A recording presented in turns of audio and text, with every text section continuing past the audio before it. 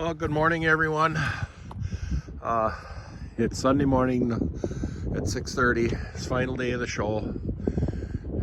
Now, I'm going to have to admit to you a big screw up I did again. I started it, that was actually Thursday evening, and crushed some.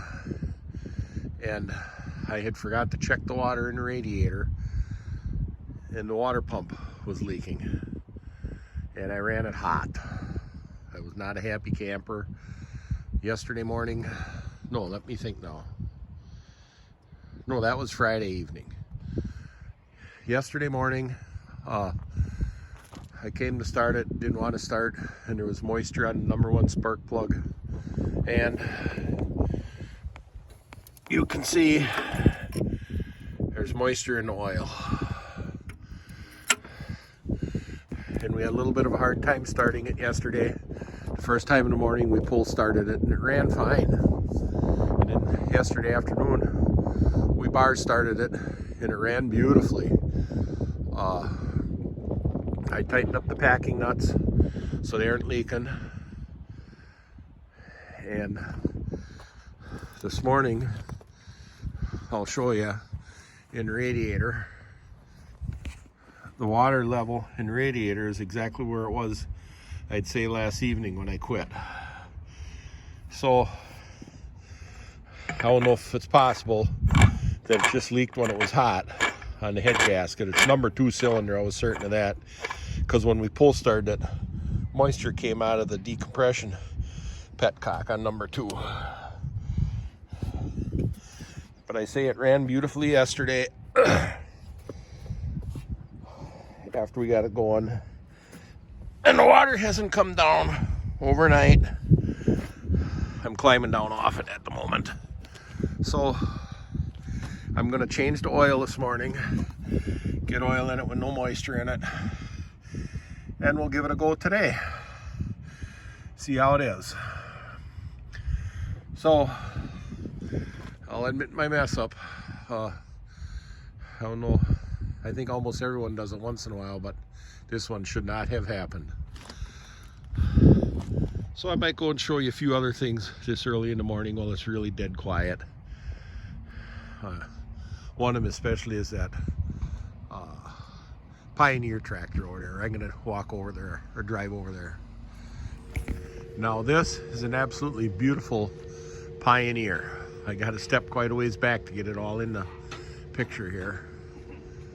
I'm going to walk around back and look at the plate, see what it says it is. It says Pioneer Tractor Factories, Winona, Minnesota, and Calgary. Would that be Alberta, Canada? I mean, it is just a gorgeous tractor. I mean, I like mine in their working clothes, but I also greatly appreciate ones that have been fully restored like this. I really appreciate how beautiful it is. It's nice with all the sheet metal on, but I'd love to see it with some of the hood off so you can see the engine. I'm sure it's a fore and aft, either 2 or 4 cylinder. You can see the carburetor hanging underneath, and by the exhaust and the length of it and the crank pulley, belt pulley in the middle, I'm sure it's fore and aft configuration. You can see it has a little bit of give in the front, a little suspension. So the coil springs on the bottom, and the kingpin can move up and down to give it probably just take the complete jar out of it, like when hitting rocks. Because taking a little bit of the jar out will always help prevent the breakage.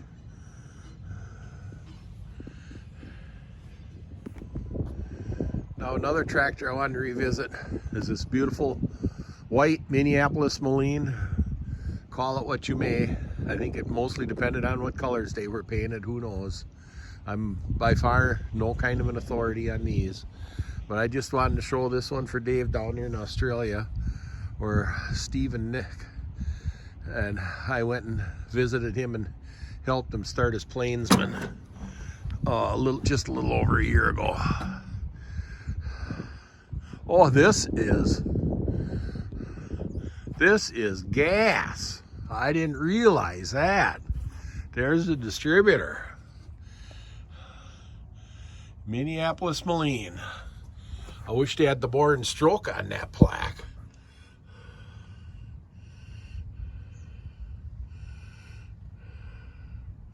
Does anyone know what the displacement of this would be? Can you imagine trying to keep how much gas that thing burns? Oh, LP gas. There the tank is. It's LP gas. So I'm thinking this is probably a very rare tractor. Beautiful condition.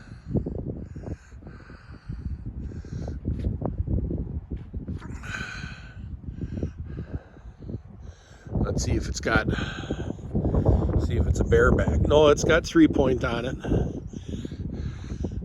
Of course, most everything in Wisconsin has 3 points on them.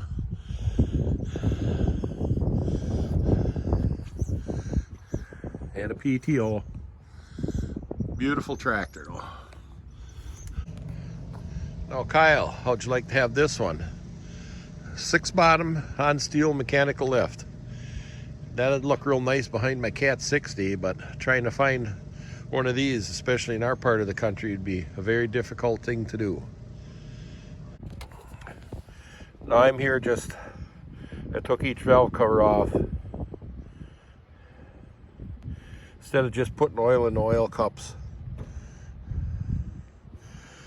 I'm just putting some oil over the valve train components.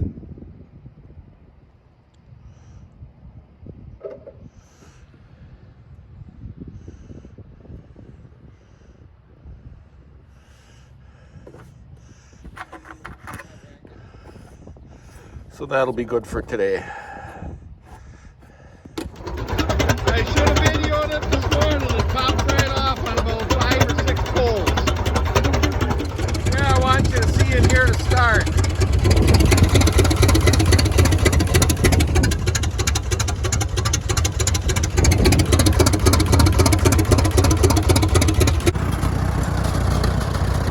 Joe, in case you see this. Ports and that baraboo.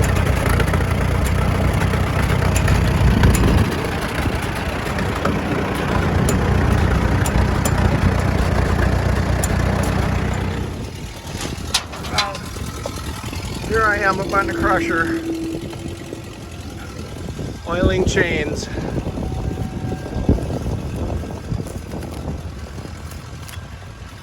I gotta find some young guy to climb around on this stuff and help me with this. How many yards of stone over the years do you think went down this chute? Keep welding on pieces of steel, wear plates over the top of each other and over the top of each other. How much life do you think that drive sprocket for the bucket conveyor on the crusher has left in it? Good chance it'll last as long as I ever need it to though. This is a Russell crushing plant, but the jaw crusher that's on it is built by Universal. There the jaws are.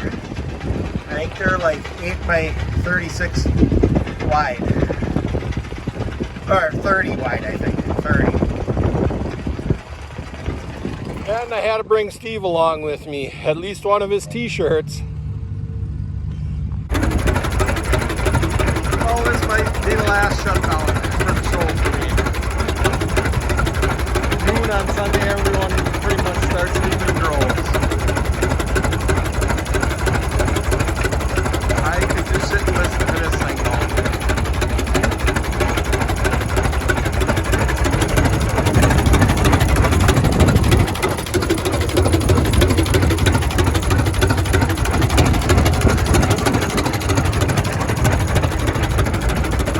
Gas off.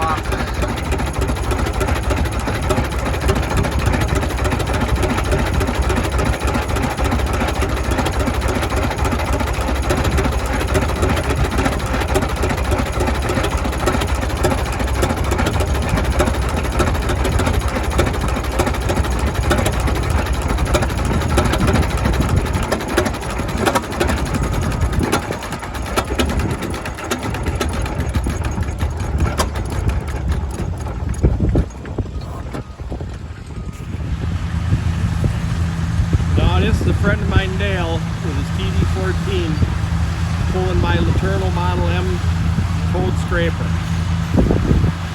Yesterday he came and told me that he flopped it on its side. I said, well, that's how come they got the nickname Laternovers. I guess they're kind of known for that because they're fairly top heavy.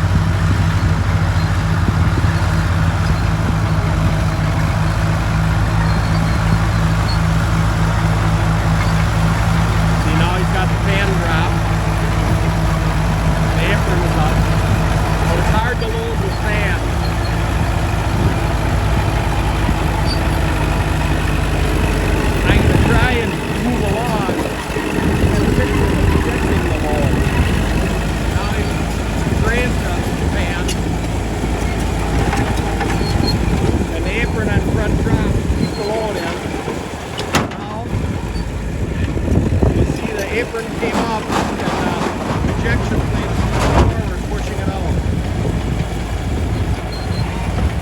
All operated 2 rolls.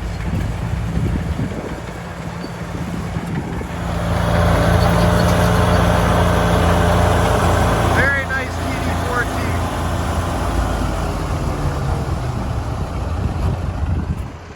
This is my Model M Laternal toad scraper, also known as a Laternover, because they're so easy to roll over on their side.